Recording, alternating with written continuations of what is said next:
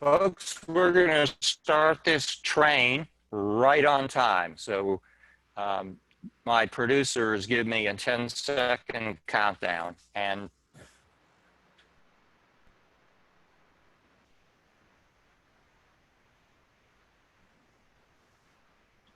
I'm Jim Eskin. And on behalf of Eskin Fundraising Training, it's my pleasure to welcome you to this nonprofit empowerment webinar. May you live in interesting times was an ancient curse of the Chinese, and we have a keen appreciation that that is a curse. And I think, too, not only are they interesting, I would choose a different word than interesting, but they are really uncertain times. And now we're in a world in which what we don't know is a lot more than what we do know. And particularly for those of us in the nonprofit sector who want to project what the philanthropic outlook for the balance of 2020 is like, there's a lot of uncertainty. And we're delighted to be able to turn to the best philanthropy researcher and expert I know, Melissa Brown, who's in Carmel, Indiana. And she's going to get a fuller introduction in a moment. But Melissa, welcome. And it really is a privilege to have you share your rich insights and perspective with our nonprofit partners. How is your family? Everybody's fine, and I hope that's true for everybody on the call and their families as well. Thank you for asking. Right, great. And I want to give our producer a whole 30 seconds. John Largent is CEO of Game Day Media. And I can't imagine how these webinars would happen without him. And I want to thank him again for his commitment and leadership in partnering with us. And John, can you take 30 seconds just to acquaint people with some of the protocol and particularly how they can share questions and comments? Absolutely. Thank you for joining the webinar today. And just want to remind you that there may be some technical lags. You may have some series where one of the speakers may be lagging. That's just based on your individual internet connection. So we're aware that that does happen. So please be aware of that. On the replays, it typically is not reflected. So if you want to go back and watch the replays, you can do that. If you want to ask any questions, you can go down to the bottom of your screen. There is a Q&A button, and you can click on that and ask any questions. I would encourage you to ask questions toward the end of the webinar. Jim and Melissa will answer all of your questions, and if you have some comments, please leave them in the chat room. Thanks, Jim. Okay, that's great. And as John mentioned, our plan is to send a recording and all the slides, not just to the attendees, but all to everyone who registered for this webinar. And we will also be posting it both on LinkedIn and Facebook. So let us begin. I grew up in the 60s, and John F. Kennedy was my hero, and that's the understatement of the year. And President Kennedy gave the commencement speech at American University on June 10th, 1963,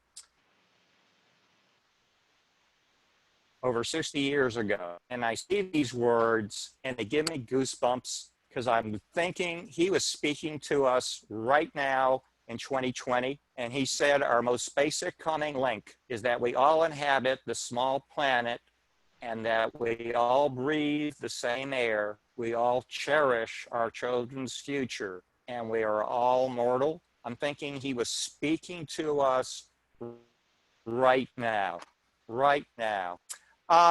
Just going to give you a moment of background. I'm Jim Eskin, and after a very fulfilling career in higher education advancement, I decided, along with my wife, Andrea, to launch Eskin Fundraising Training in May of 2018.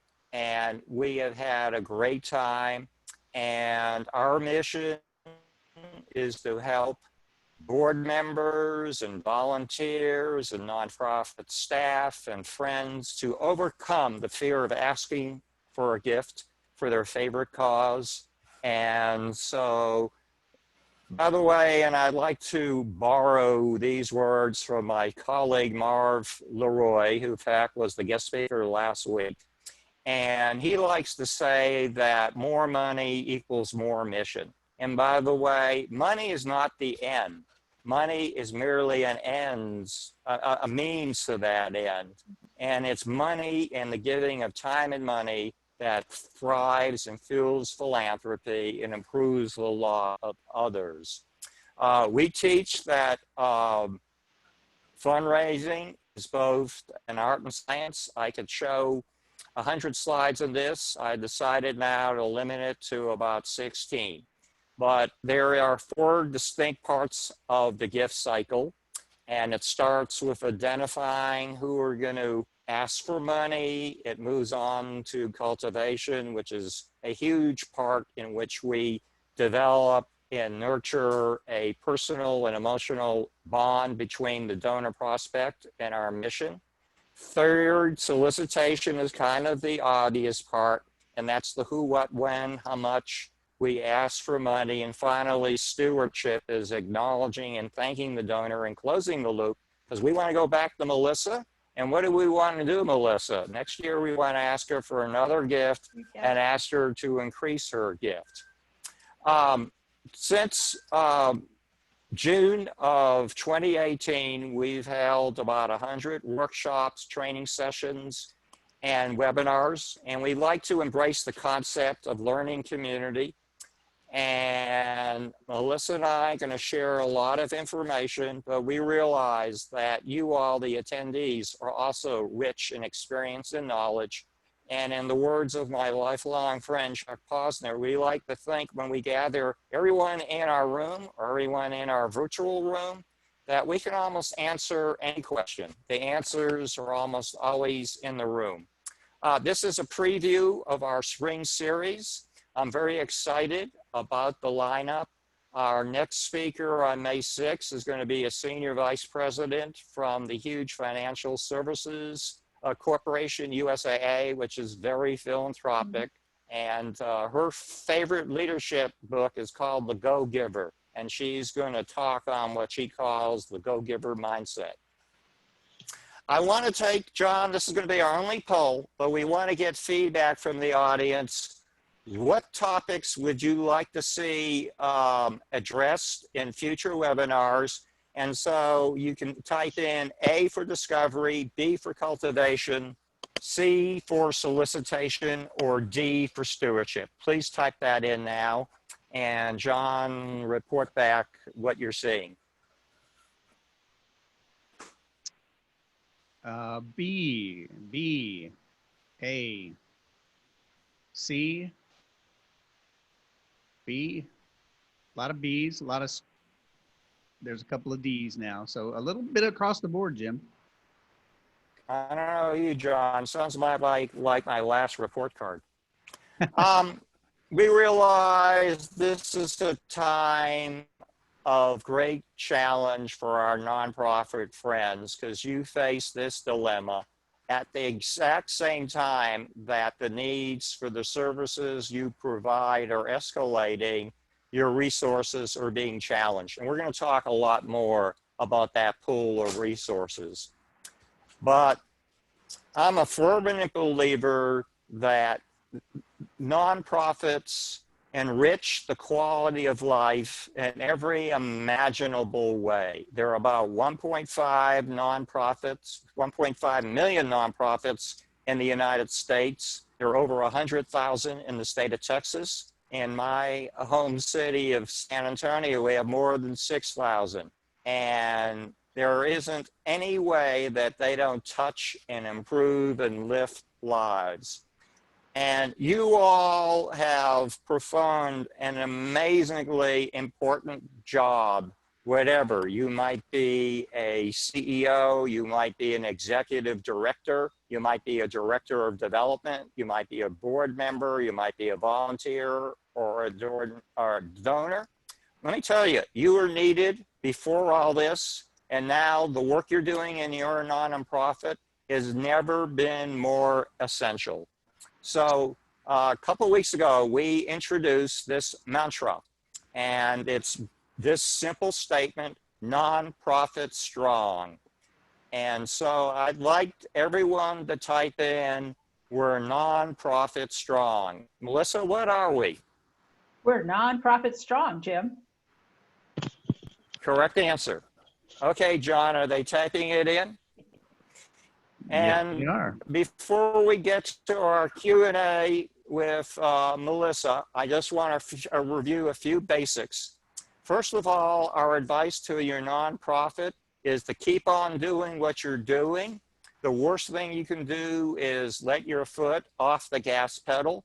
Keep on. We were talking about discovery. We were talking about cultivation. We were talking about solicitation and stewardship.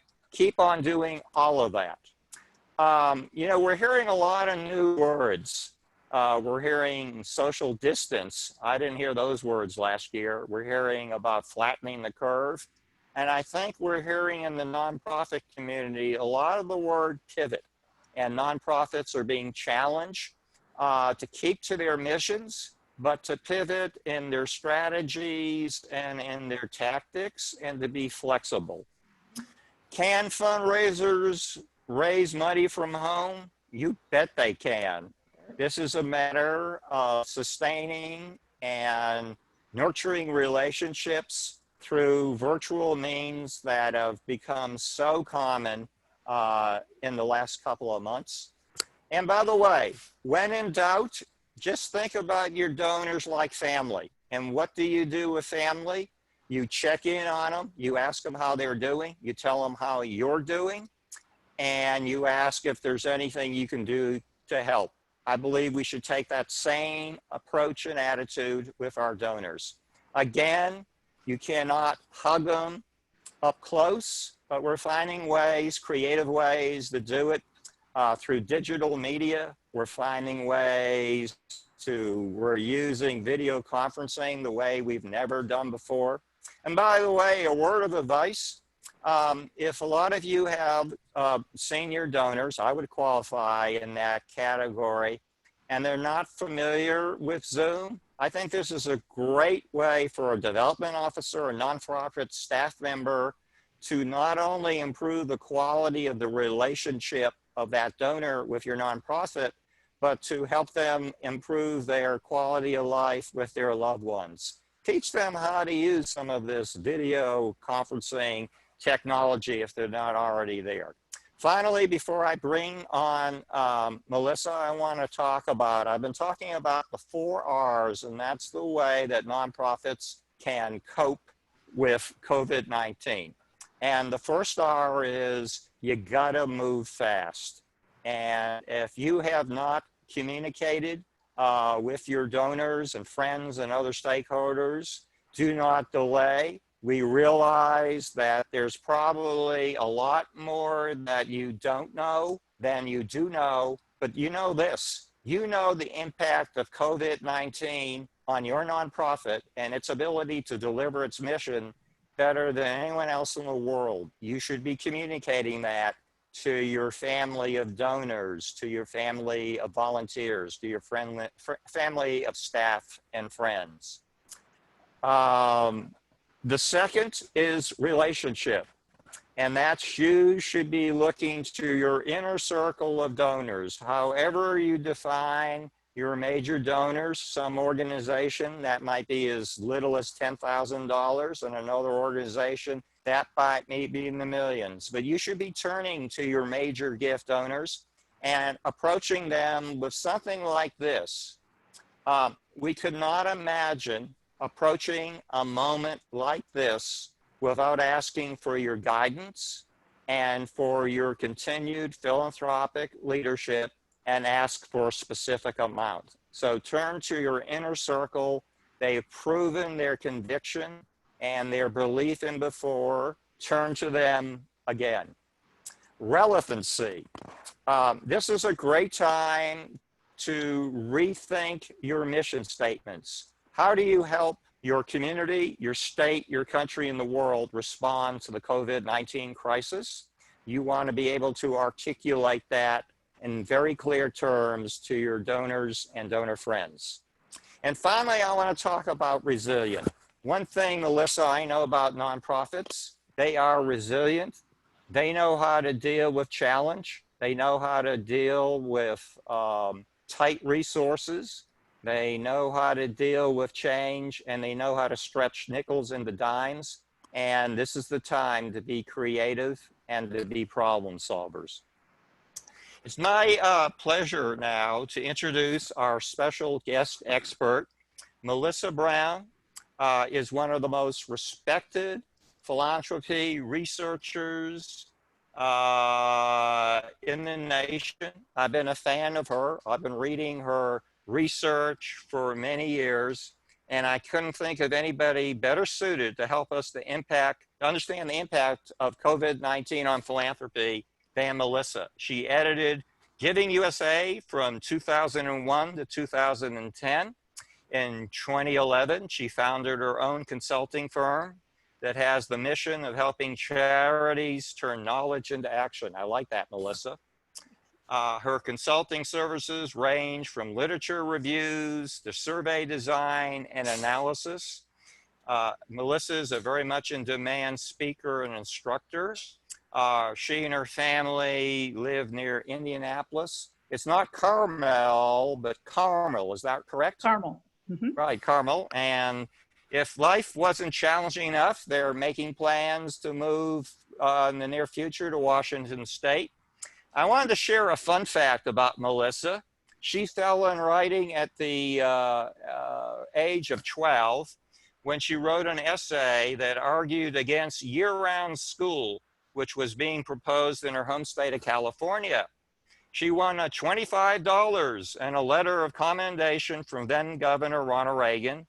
And no doubt she captured the sentiment of school kids for generations to follow. So thank you for being a visionary. Melissa, if you're okay, we're going to get started with the questions. I'm set, Jim. Okay, and again, thank you for joining us.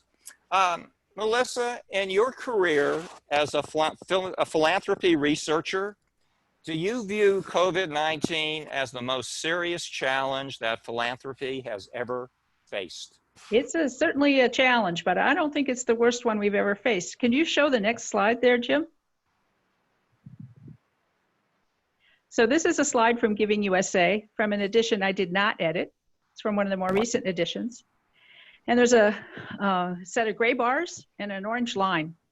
We're going to look mostly at the gray bars because they adjust the value of philanthropy for inflation. So they compare the value of $1 in 2018, in this case, with all the historical amounts that were given.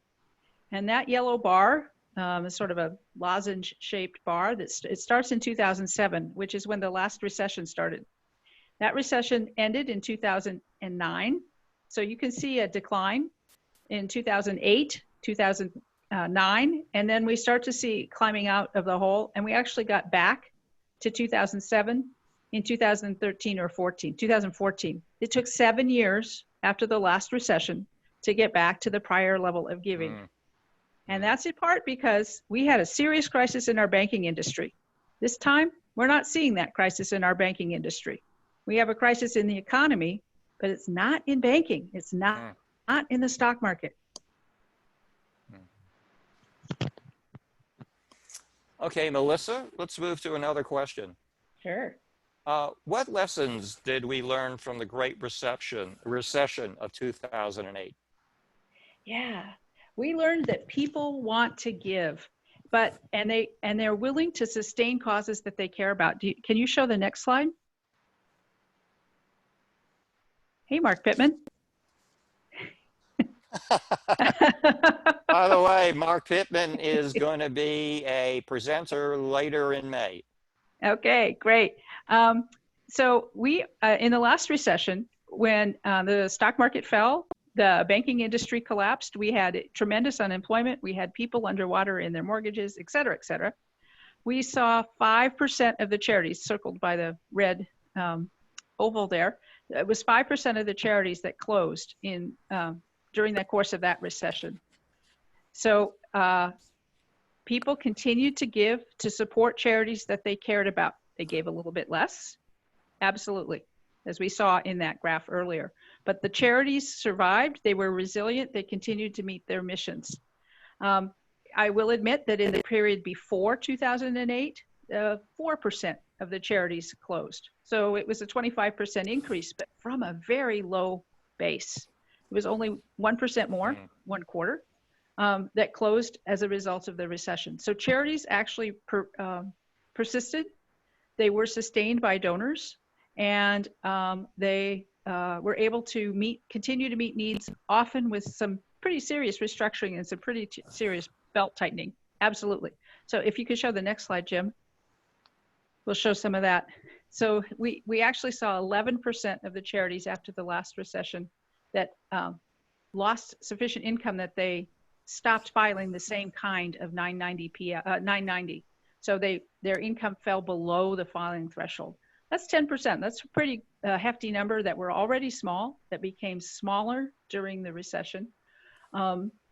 But they didn't collapse. They didn't end their services. They persisted, and they continued to serve the communities that they were formed to serve. So I consider that sort of the upside of the charity sector, even though it's not the robust giving that we saw in the most recent charitable in the most recent period. But people want to help.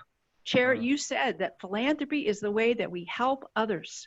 And we're seeing it actually growing in some ways right now, that when nonprofits make their case very well, they make a very clear explanation for how their charity is helping people through a tough time. Major donors, loyal donors will step up and help give. Absolutely. Let's move to the next question. Sure. Melissa, we know that giving is profoundly influenced by the stock market. And it's encouraging that the stock market is held up remarkably well. What can we take from that? We can take that donors who are invested in the stock market are less fearful of their financial future than they were in late 2008. That's Absolutely. Great news, isn't it? Yeah, I think so. But the market's not back to where it was, of course not. But it's still holding up pretty well. People who have invested in those assets, a fairly small percentage of the population, are continuing to draw on those assets, and they can still give those assets. So if you could show the next slide. We can see this is also from Giving USA. The blue line that's at the top, at the beginning of the graph, that represents total giving, and it's in billions of dollars. And the gold line that has that really big peak in 1999, and then falls in 2003, and then falls again in 2008, that's the Standard & Poor's market. Again, both of those are adjusted for inflation. So what we see is giving never falls, has never fallen as fast as the market fell. And giving actually recovered better. It didn't take 7 years. It only took about 5 when giving started to recover after the last recession. So this market hasn't fallen as far as we saw in 2008. So I don't expect giving, at least in this first 6 months of 2020, to fall, even with the decline that we've seen in the market. And giving starts to pick up pretty much as soon as the market picked up. So if we have a V-shaped recession where we go down quickly and come back quickly, giving will follow that shape. That's one prediction. There's another one for a W-shaped recession with the spikes, with repeats in the COVID infections. Economists are, flipping a coin about which one's accurate. Even with the market falling, there are companies that are doing well. I spoke with a friend in Cincinnati, Procter & Gamble, which makes things like cleaning products, is doing pretty well. Kroger grocery stores are doing pretty well because those are some of the essential products that people need right now. I live near Indianapolis, where we have a pretty big pharmaceutical company that manufactures a drug that itself is doing well, several drugs that are doing well, and they're investing in research to try to find treatments for this disease, their stock's doing pretty well too. So the value of local markets also matters, not just the overall market. When people have appreciated stock that they didn't have to work for the money, it's bonus money, and they want to help, they can give the appreciated stock and get a tax deduction. It's like, it's easy. I care so much. I want to do something. Oh, look, I have this asset I didn't know was going to be this big. Let me share it with you because you're doing work I don't know how to do. You're doing something that's so important to me. I want to share my bounty, my unlooked for surplus with you so that you could bring about the change that really matters in the world. So even the Nonprofit Quarterly, which tends to be a little bit skeptical of things, showed that the underlying fundamentals of most nonprofits, not the educational institutions and the hospitals, but most nonprofits are pretty good when you look at individual giving, not foundations, not mega donors. Individual giving can be very strong. And it's really strong if you make a great case for it. And don't we know individual giving comprises about 70% of American philanthropy? 68%, and that doesn't count the part that came from private foundations, which is another 8% that came from the foundations that are held by families. And it doesn't count the part that came from bequests, which of course is individuals before they had to make the plan before they passed. But I do have a bonus question. I'm sorry. I have a bonus question. Okay. We last did a workshop together on June 26, 2019, and you didn't tell us to invest in Zoom. I'm so sorry. If I could read the future, Jim, I would not be in a house in Indianapolis, let me tell you. Yeah. Well, I'll tell you what, how about if we move on to the strategy recommendations part of our agenda? And we're going to break it down, and we want to look at strategies for large nonprofits that we're going to define with budgets of $10 million or more. We're going to look at strategies for mid-sized nonprofits that we define with budgets about $1 to $10 million. And finally, we're going to look closely at smaller nonprofits with budgets less than $1 million, which, by the way, is a great majority of the nonprofits in our More than country. 75%. Yep. Wow. So the largest nonprofits, those $10 million and up, you talked about this already. You said, get to your major donors. Talk to the people who have been behind you, and ask their advice and ask for their commitment. That, you ask for advice and money follows. And say, we are entering uncharted waters. How do you see helping us? Would you consider an investment in X, whatever X is that your nonprofit does? Look for those long-term donors at any level. They don't always have to be major gift donors. Use your list. Find the people who have been supporting you 10 years, 5 years even. Ask for their counsel. If you can't do it in a one-on-one meeting because it's not cost effective, do it in a group. Have a Zoom call and say, we want to hear from our constituents. What do you think is important? How do you want to help? Engage people, communicate with people. I've heard some great engagement methods. When these are for the smaller groups, an opera company in St. Louis has a lot of older donors, sort of by definition. Older people tend to tolerate opera a little bit better maybe than my kids who are in their 20s, right? So they decided to use extra fabric from their costumes. And they had their costume makers sew masks. And then they hand-delivered, wearing masks, the staff of the opera company hand-delivered these masks to the seniors, particularly seniors, but other major donors, to say, we're all in this together. The arts matter. You matter. We want to share our bounty, the fabric, with you, our donor. Oh my gosh. Oh my gosh.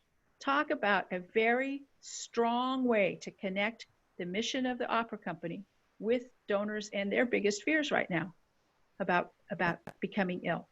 So use those communication tools, Zoom, letters, things that you can craft or make or share with your donors to communicate your mission in a very almost visceral way, because people want to help. And they want to know that your organization understands and is ready to help others when you have the opportunity to do so, whether it's offering free opera performances online, or serving kids meals during the summer months, or planting trees. All of those things are part of the health of the world. Just like you mentioned in the Kennedy quote that you started, we all breathe the same air. We all care about our children's futures. And those messages help donors connect with what your organization is doing. For the smallest organizations, this is a challenge because they often don't have the human resources, let alone the capital, the financial capital to do some of this.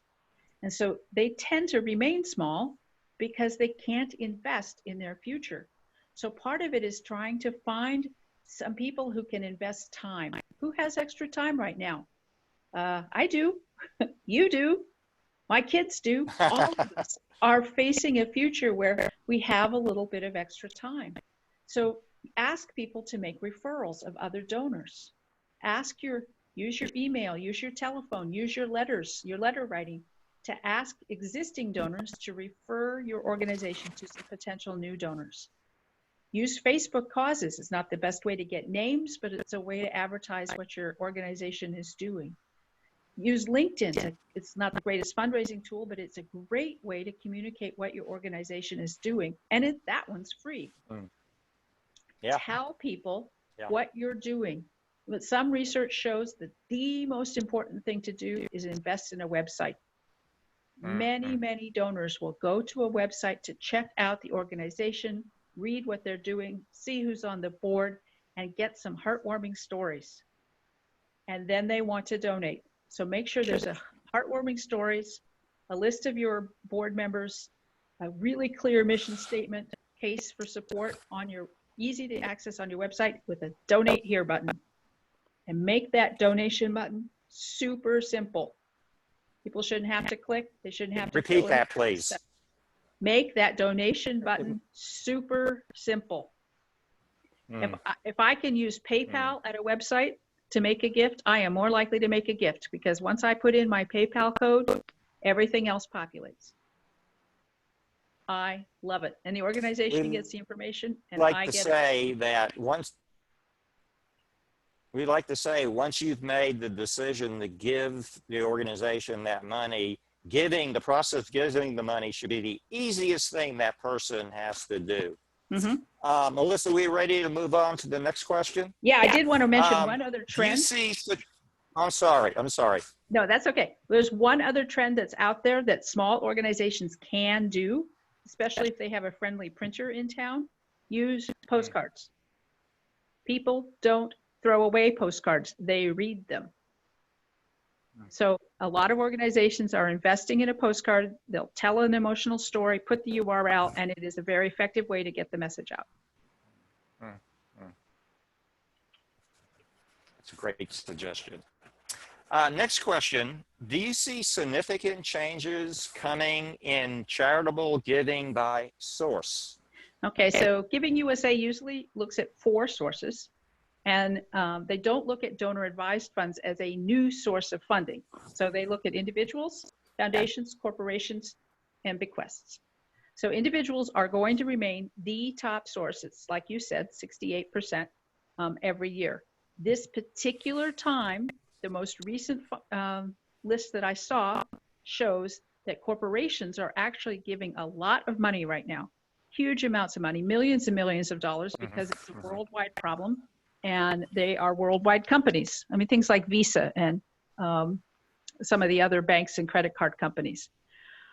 But there are only so many companies in the world, and there are a lot more people. So individuals will still outnumber the companies in terms of the total amount that's given. Foundations are challenging. Some of them are challenging themselves to give a higher percentage of their investment pool this year. Some are deliberately spending more than the 5% that they're required to do.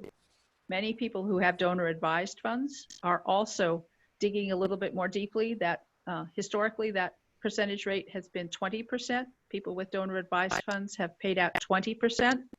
In the last recession, it was higher. It was 22%.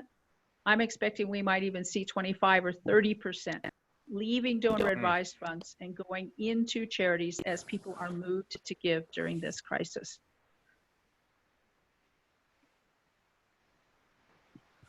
Let's move on to the next question. Do you see any significant changes coming in charitable giving by type of nonprofit sector? Yeah, we have 10 or 12 nonprofit recipients. We saw some huge changes during the last recession. We saw that human services moved from fourth or fifth up to fourth, and even now third in terms of recipients. So it used to be behind giving to foundations, and now it's 12% of the total, which is more than was given to foundations. I expect to continue to see that giving to human services and now health will increase this year as people respond to the urgent needs in the community as a, not only in total giving, but also as a percentage of the total. Individuals and families will do this, donor advised funds will do this, foundations will do this to continue to support the needs that are in our communities right now. I have a personal bias. I would like to see a lot of money going into employment support services to help people who have lost their jobs, create small businesses, learn to do things that they can do independently from large companies so that they can be more in control of their financial futures. That's my personal thing. So giving to religion is one that has strongly relied on the people in the pews.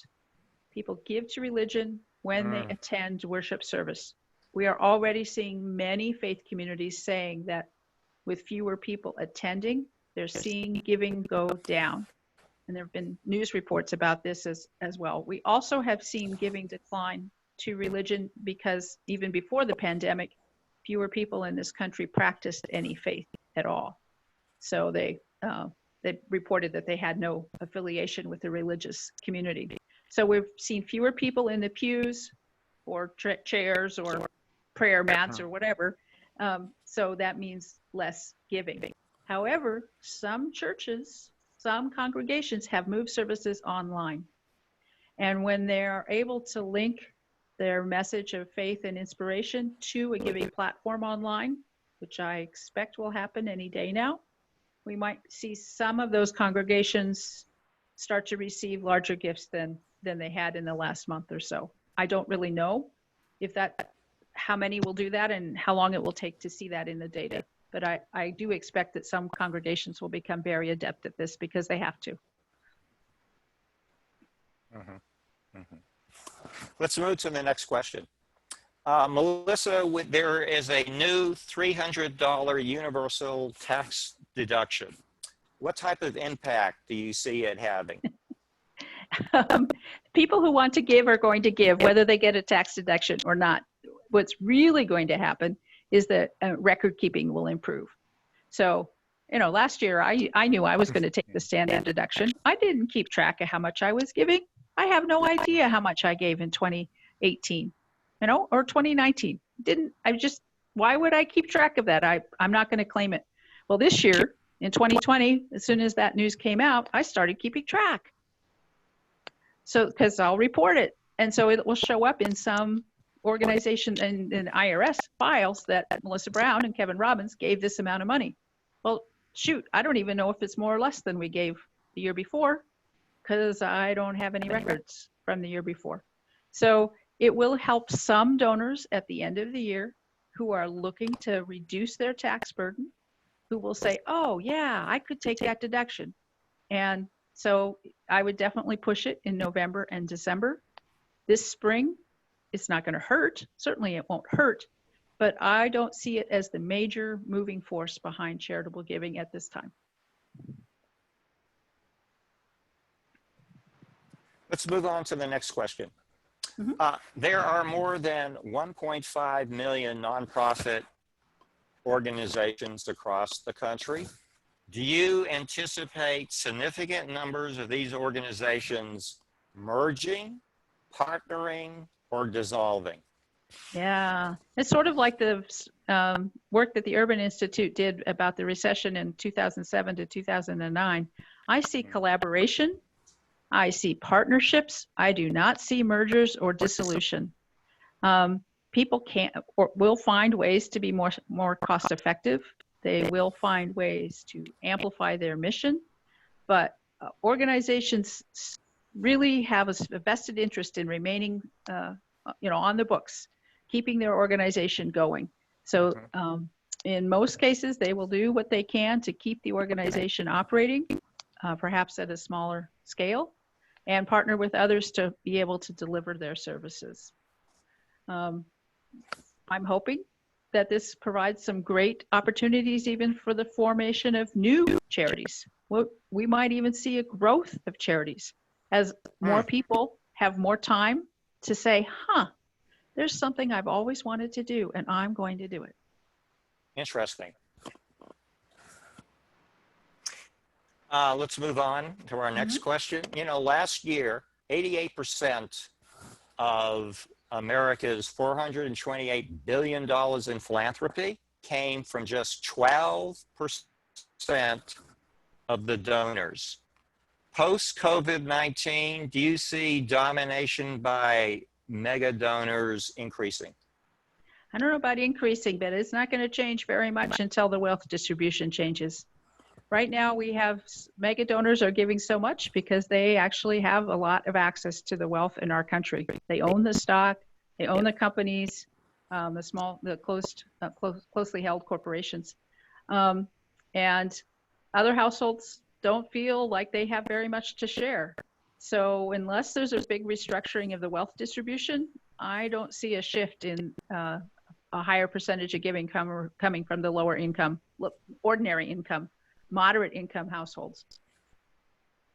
Good. Let's move on to the next question, and I think our attendees are really going to be listening closely here. What gift data should nonprofit management and board leadership look at the most closely? Oh, I mentioned this a little bit earlier when I talked about looking at your donors, the loyal donors. Can you show the slide about retention there? Yeah, the Fundraising Effectiveness Project puts these data out, and this happens to be through the end of 2019. They'll soon be releasing, if they haven't already, their report for the first quarter of 2020. They look at the percentage of donors each year who renew. So on the left there, it says repeat retention rate. 61% of the donors at the end of 2019 who had been donors in 2018, so they were repeat donors, they were retained. But we see the new donor retention rate has actually been falling. We're missing a chance to keep donors close to us. Those virtual hugs that you talked about, treating donors like family, we need to improve this as a nonprofit sector to help people feel connected to the work that we're doing. And new donors aren't feeling the love. The donors that we keep, the 61%, were very effective.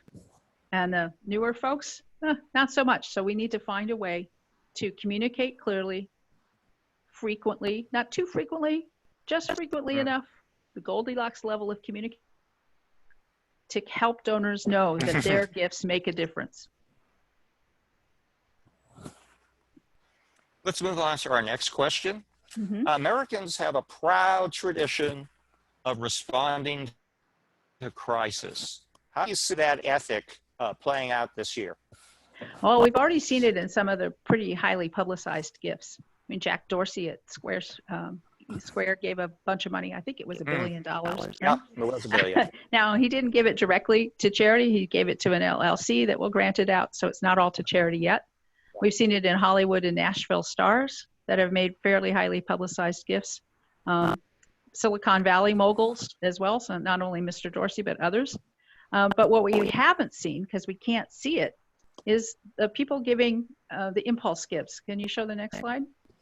Until we can go out and make our gifts to the, it's okay, to the collection boxes that we used to see in banks. You want me to go back? I'm sorry. No, it's fine. That's it. You want me? No, I want this one. Okay. I want to see these filled. And I expect that we will, as soon as people Okay. can go out and as soon as nonprofit organizations can explain how they will use donor money. What will happen? Will you feed people? Will you help people get jobs? Will you provide daycare for the essential workers? Will you be planting trees to help restore some of the forests that have been lost from forest fires over the years? What will you do as a nonprofit to help make the world a better place? When we can make that case, we will see gifts. They might be small, but we will see them. Right. Our final question is kind of a catch-all. And before we take questions from the audience, but what immediate strategies and recommendations do you have for fundraisers? Yeah, and you said this too. We are needed more than ever. Every need that was on the face of this earth before COVID is still there, and now we have some more.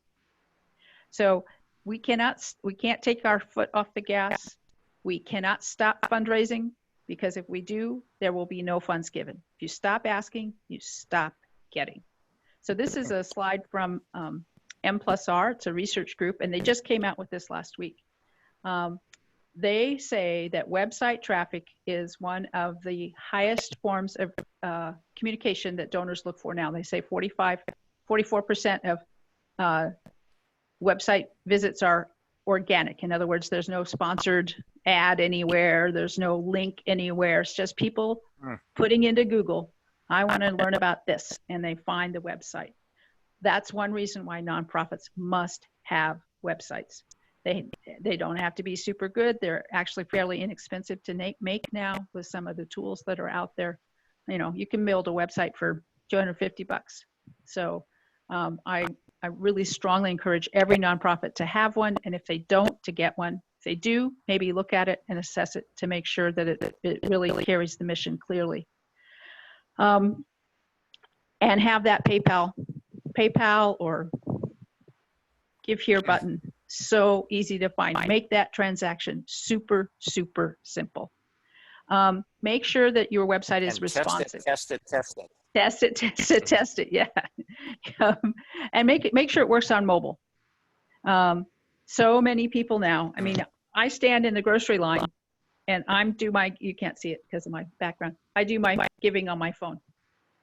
So everything needs to be mobile friendly because people are trying to, juggle their kids' e-learning and their own fitness regime and their Zoom calls for work. And it's just really hard to fit everything in until you just have a quiet minute to yourself. In my case, it happens to be when I'm at the grocery.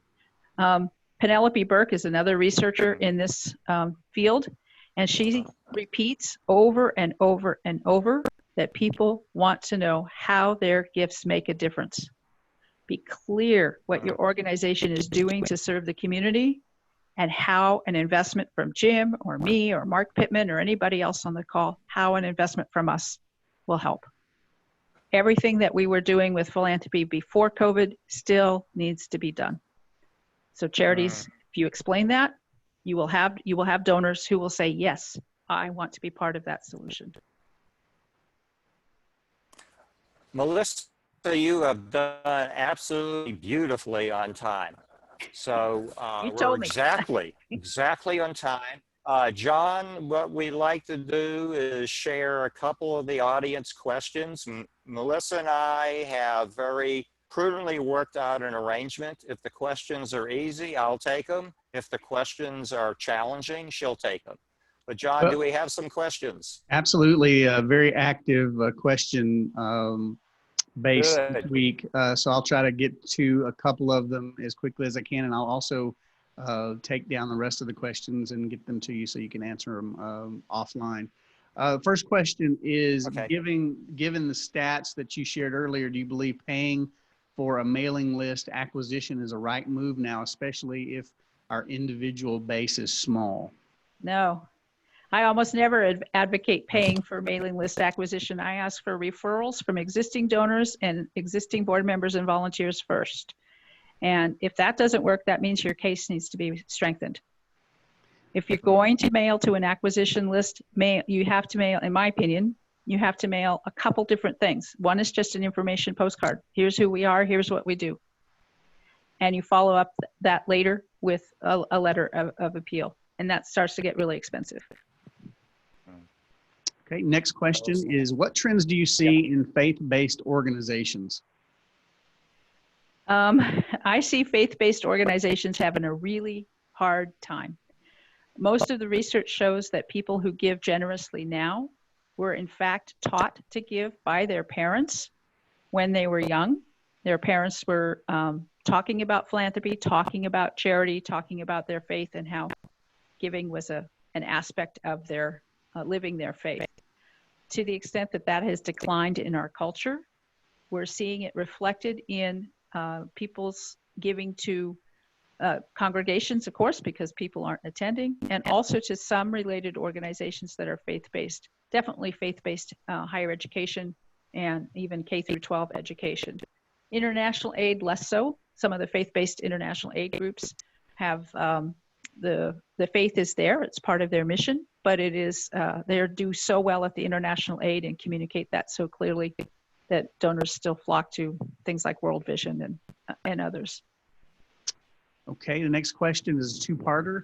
Please address the potential impact of the Tax Reform Act and the fact that there are a few itemizers, and also speak about the implications of the generation shift and the way younger donors are likely to participate in charitable giving. Okay, the Tax Reform Act definitely had a shift on record keeping, as I pointed out. You know, I take a standard deduction now, and I don't have any idea how much I gave to charity. And therefore, neither does anybody else because there were no data collected. We don't yet have the surveys that are done by the IU Lilly Family School of Philanthropy that shows what itemizers and non-itemizers kept track of. It's kind of complex, but they interview the same 10,000 households every 2 years. And by interviewing the same households, those households know that they will be interviewed, and they do keep their records. When those data come out, we'll actually know the impact of the Tax Reform Act for sure, and not speculative, which is pretty much all we have at this point. There are definitely donors who are inspired to give more because of deductibility. They tend to be in the $75,000 to $250,000 income range. So there are some people who were affected. We know the percentage of itemizers went down dramatically, but we don't know about their giving yet for sure. The second part of the question was about the CARES, no, not CARES Act. I'm sorry, John. Help me remember the what was the second part? It was about the generational shift. Oh, generational shift. Oh, Sure. yeah, that's right. Younger donors want to give. They feel they have no money to give. I'm in fact in the middle of writing a report about this. Watch for that in June. The biggest concern that younger donors have is that they have they're passionate about causes, and they feel like they are either burdened by debt or they just don't have money to spare. So finding ways to give, finding ways to help giving be affordable is really important to engage people who are under about 40. So $5 asks, monthly pledges, sustaining gifts of $5, leveraging their networks. We see this in peer-to-peer fundraising. That means my kids ask me to give to a cause they care about. So I support it. Yes, I'm an older donor, but I would never have thought to give to that cause without my daughters asking me to do that. All of those are ways to engage younger donors, and they have been very successful. Hey, John, Okay. we have time for a final question. Yes, next Tuesday is Global Giving Tuesday Now. As a nonprofit news organization, I know I provide needed, vital, trustworthy information during this pandemic, but it's also challenging to raise money now in a city with the highest poverty rate in the country, where lines at the food bank are thousands of cars long. What advice do you have? Report the need. Raising money on Giving Tuesday, unless you have a platform already built and a pretty strong volunteer network already set up, it's a little bit too late now to try to get ready for next Tuesday. I would definitely be out there saying, this is what we're seeing on Giving Tuesday. This is how donors are responding. Oh, and by the way, This broadcast is brought to you by a nonprofit radio or television broadcast, and you can support us as well. And hopefully you do have time to get an easy donate now button on your website. So you can link yourself to the mission that you live through your reporting by helping people understand the importance of giving all over the community on Giving Tuesday and any day.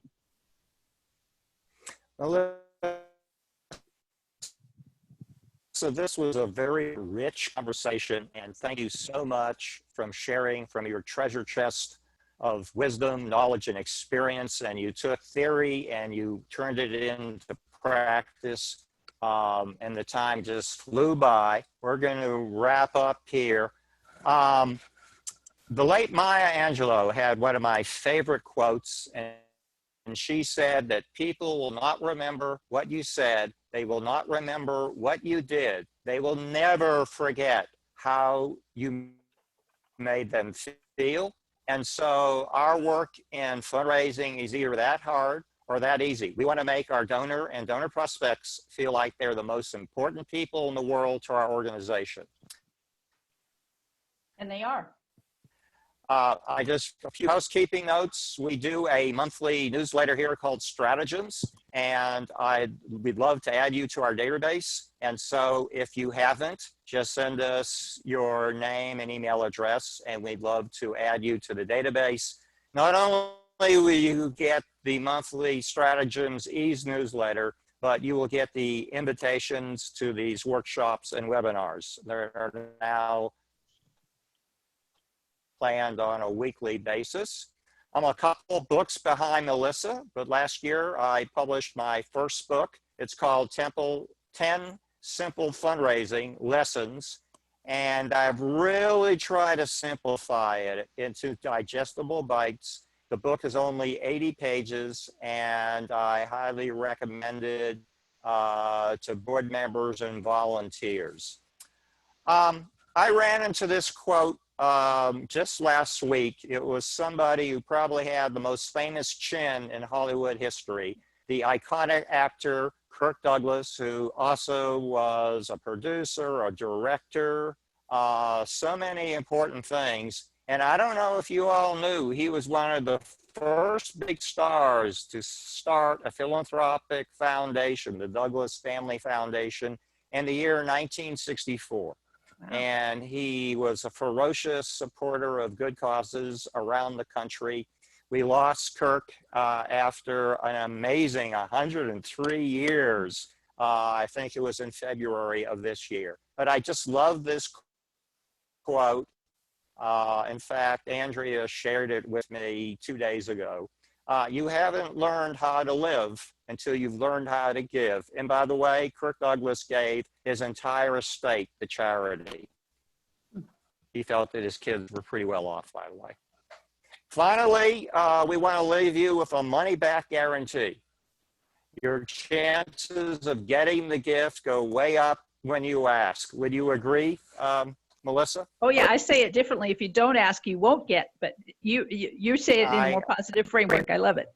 But all to our attendees and for the good causes that you're so devoted to, you have to go out there and ask. The ask may take different forms. It might be virtual. It might be curbside. I don't know. Use your creativity, but you have needs. The work that you do matters, and you need to ask.